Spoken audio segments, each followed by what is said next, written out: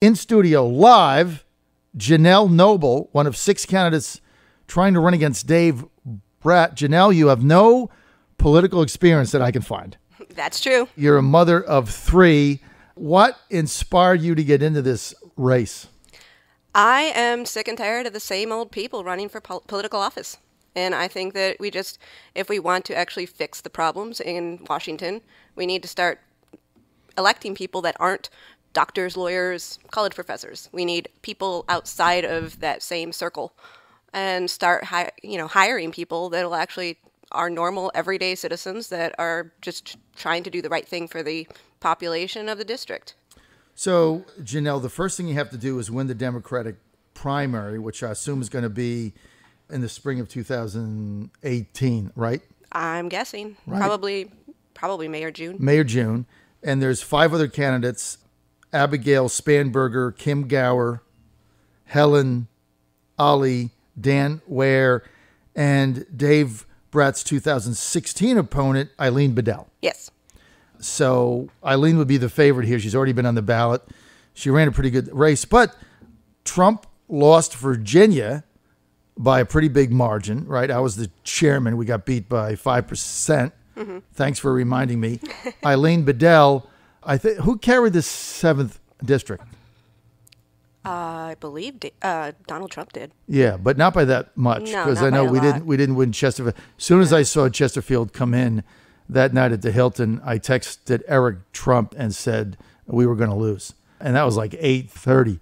Lose the state. I still thought he would win the presidency. I think that Hillary Clinton got like 46% of the vote, something like that. So Eileen ran behind Clinton. Yeah, right? She got 42%. Right. So they beat her 58-42 in an environment not favorable to Republicans, all right, where you had a big Clinton turnout. I mean, and then when Dave ran against his college professor colleague in 2014, can't think of his name, really nice guy, Dave got 62%. Mm-hmm. So he's ran 2 times. He got 62% and 58%. That's called blowout, right? Yes. So even if you win the nomination, how can you possibly win? Well, I figured every single time I talk to people, the best way I found just sitting down, having a drink with somebody and talking with them, we don't have that many differences. I'm not a hard, fast Democrat. I was generally an independent for the majority of my life. And, if I have the ability to run against David Brat, I don't think he's really representing the 7th District very well. His votes are certainly causing all sorts of headaches to the administration we currently have. And I'm willing to work with the administration and get legislation actually passed. So you're willing to work with Trump? Yes. And so when you say that Dave has caused the Trump administration headaches, give me an example of that. Well, in healthcare, him and his Freedom Caucus buddies definitely put a giant bridge to nowhere in that particular bill in the House. And I don't think that people really appreciate having that level of obstruction. And we need people that are willing to actually negotiate, come to the table, and find common ground and not just say no. And I know that he was voted in as just a no to Obama, and all he ever had to do was vote no to every single piece of legislation other than apparently repealing the healthcare legislation when it was going to be vetoed. Uh-huh. And now that they actually have the ability to do it, he can't do it. Now, I don't think that the ACA should be repealed. I think we could fix it. And I think that starting from scratch is a stupid idea. But, if you're not even willing to get to the negotiating table, why should you have a seat at the table? All right, so let me get this straight. You're running as a Democrat to get the nomination in the 7th District to take on Dave Brat in November of 2018, and you're claiming that you would be better suited to work with the Trump administration to get progress than he will. Yes. Just because you're a Democrat, that doesn't mean that I don't want to see the administration be successful. It's not about party. It's about doing what's best for the American people. So you're not running on the overall Democratic platform of Trump sucks? No. He has his faults. I think he's a little bit thin-skinned and needs to get off Twitter. But otherwise, I want to get the job done. It doesn't matter who the president is, and it shouldn't matter who the president is. It's about actually going out there, doing what you have to do, and making sure you're working for the constituents of your district. Okay. Let me ask a couple of policy questions that I had written down, if I may. We're with Janelle Noble, one of 6 candidates running for the Democratic nomination to face off with Republican Congressman Dave Brat in the 7th District of Virginia. That's the Central Virginia area. Where are you on a single payer system? Bernie Sanders says he's going to introduce that when the Senate gets back from recess. Is a single payer system for healthcare something that you're open to, and why or why not?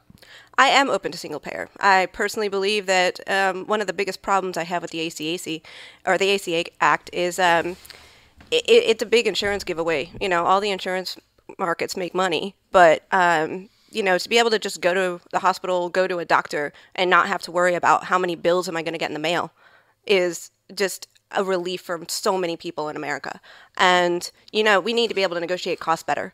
And just having doctors and hospitals negotiating specifically with every single individual insurance market is not the best way of going about it. I mean, free market is one thing, but healthcare is exceedingly expensive. You know, people are overpaid, there's mismanagement, and, you know, Medicaid and Medicare, for as much as there's issues, they still are pretty well-run programs, and it would be significantly cheaper just to deal with that as a single issue and to be able to just have one market where we can negotiate costs, be able to invest in it. Now, the downfall is, you know, you really do have to make sure that you pump in money to make sure there's still innovation in the market. So that's going to be something that you have to figure out. How do you continue to keep costs down, but also continue to promote innovation in healthcare? And so it's going to be not just it's not as simple as people want to make it, but it's something that I think we should work towards. So you would be open to a single payer system and the complete takeover of 1/7 of our economy by the federal government, because that's really what it would be. Well, I don't know if I would say it would be a takeover. I mean, hospitals are still individual markets in their own realm. I mean, you have competing hospitals in most major cities, so they are still going to have some competitive factor to them. But when it comes to the general coverage of people, I mean, my daughter broke her arm in 2015, and I looked at the bill, and if I had no insurance, it would have cost me almost $19,000. But because For a broken arm. She broke her arm for a broken arm. Yes, she had a compound fracture and needed surgery, and it $19,000 if you were paying. If cash. I was paying cash out of pocket. And that was hospital, doctor, everything. That was hospital. Well, no, he still had to have the facility fees, which is a separate bill, and then he had the doctor's fee, which was a separate bill. So overall, it was about $23,000. For a broken arm. For a broken arm, just one broken arm. She tripped over our dog, fell on the floor, and broke her arm. And because we have insurance, I mean, if you actually look at the negotiated rate the insurance companies are required to pay, it was about $6,000 for the whole thing. So if you don't have insurance, you would have been stuck with about $23,000. But because you have insurance, even though it didn't really even cover that much, it still was $6,000. And it still cost me almost $4,000 out of pocket. That was after your deductibles. After all my deductible and everything. Yeah, just to get her capped. The bottom line is your daughter broke your arm, and if you were non-insured and paying cash, you would have had to pay $23,000. Yes. And because you had insurance, the insurance companies negotiated that $23,000 down to $6,000. Yes. So it was $17,000 negotiation, and then out of the $6,000, you would have $4,000 deductible. So they only actually paid $2,000. And that's not even that. I mean, we were still paying about $1,200 a month for our insurance policy, and that was about the most that we actually used it. I mean, other than basic checkups and shots, we didn't really use our insurance that year. So yes, we paid about $15,000, and you got $2,000 back. Right. Oh, you were negative $13,000. Yes. The system screwed up. Exactly. And it needs to be fixed, and it really needs to be looked at hard and fast. I mean, this is just it's non-negotiable. I mean, this is people's health on the line. There are people that really need help, and I don't care what your lifestyle is. If you did something and you know you're sicker than other people, even if you're hereditarily ill because you have just genetics that predispose you to cancer or heart disease, you know, that does not exclude you from being able to get good health care. Robert from Virginia Beach said she should have been with Liberty Healthcare. Go to libertyhealthshare.org for more information. She'd have got a lot better deal like I do. Just saying. Well, thanks for the tip. Go to libertyhealthshare.org. I pay $500, and I only have a $1,500 deductible, and they do the same negotiation, so I'm out of the whole thing. Anyway, thanks for that plug there, Robert. Transgenders in the military. President Obama was in favor of going forward with that. The president the other day made a firm policy saying that he made a cold, calculated business decision that paying for transgender surgeries, his generals were telling him that that was too expensive, coupled with the fact that it was just being disruptive. We've had several active duty listeners call in anonymously and saying it's a disaster for them when they're deployed. Are you in favor of continuing to allow transgenders to serve in the military or not, and why? Well, I don't know if I would actually call a tweet necessarily policy. I think that for the most part, if you are an able-bodied individual and you want to go on the front lines and protect the United States of America and our freedoms, then you should be able to do that. And, you know, as far as paying for the medical costs of gender trans, whatever. Tranny surgery. Right. To change genders, I mean, you know. Sex change operation. They've already said that they spend more money on Viagra. So, I mean, if that's a problem, then maybe we don't have to, you know, put up the full cost, maybe just do partial costs and they can absorb some of the costs themselves. But, you know, I mean, these are brave men and women that want to go and serve for the American people. I mean, why we should be respecting and honoring them and making sure we do everything to help them. We already treat our veterans poorly, and we already discount the amount of service that people have to do because it's optional now. There is no draft, so people don't have as much sense of commitment to our military as they once had. They don't have I guess, to some level, the patriotism to the men and women that are willing to risk their lives because it's a choice. And, you know, when we had the draft, it was more of a personal thing that everybody felt. And everybody was proud. And I think that we should be proud of anybody that wants to go and do that. And, you know, it's a person's choice. As long as there really is no serious conflicting problems when they're on the battle lines, when they're, you know, deployed, when they're in the service, there really isn't a reason why we should discount a large swath of America, you know, no matter what they do. All right, let's get to sanctuary cities across the nation. If you're in Congress, that's going to be one of the issues coming up. I think you know where the Trump administration and Dave stands on that. They're very much opposed to the concept of sanctuary cities where you harbor illegals for whatever crimes they may have had.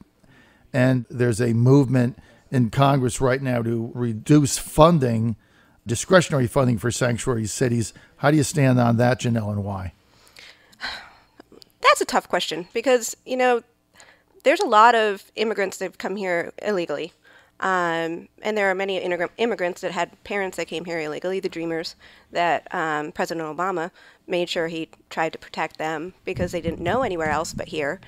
But with sanctuary cities, I mean, if you're trying to protect criminals, yes, you should definitely be losing some level of funding. But if they're hardworking citizens that are just doing everyday work, you know, we do need to figure out a way. We can't just deport everybody. It's expensive. It's ridiculous. They do good work. They help our farm families. They help our citizens. They open up businesses, and they create an interesting level of culture that America has. Yeah, but they did come into the country illegally. Yes, so they did. And you know illegal. what? I mean, yes, they are. And they didn't follow the law. Right. I mean, that's not fair to the people that followed the law and followed the rules. Yeah, but you know what? Wall Street didn't follow the laws, and they got a slap on the wrist and said, oh, don't do that anymore, and they tanked our economy. No, actually, they got golden parachutes and made more money than God. Yes, I know. I mean, we got screwed and they made money. Oh, yeah. You're right about that. Yeah, I mean, when I was a kid, my dad asked me what I wanted to do, and I was like, I want to be a failed CEO. I could totally tank a business easily, and I would love to get a few $1 million just to get out of the place. Set for life. Yeah, like I could just be terrible at my job and just get a ton of money. That's what I want to do for my living. I want to thank Janelle Noble for being with us. Thanks, Janelle. People want to get more information, Janelle, where do they go? Just go to nobleforvirginia.com. Nobleforvirginia.com. Janelle says, elect me to Washington, and I'm a Democrat, and I will work with the Trump administration to get things done. Quite a different message from the National Democratic Platform, which is vote for me, Trump sucks. By the way, Ivanka sucks too. That's their platform. It's not Janelle's.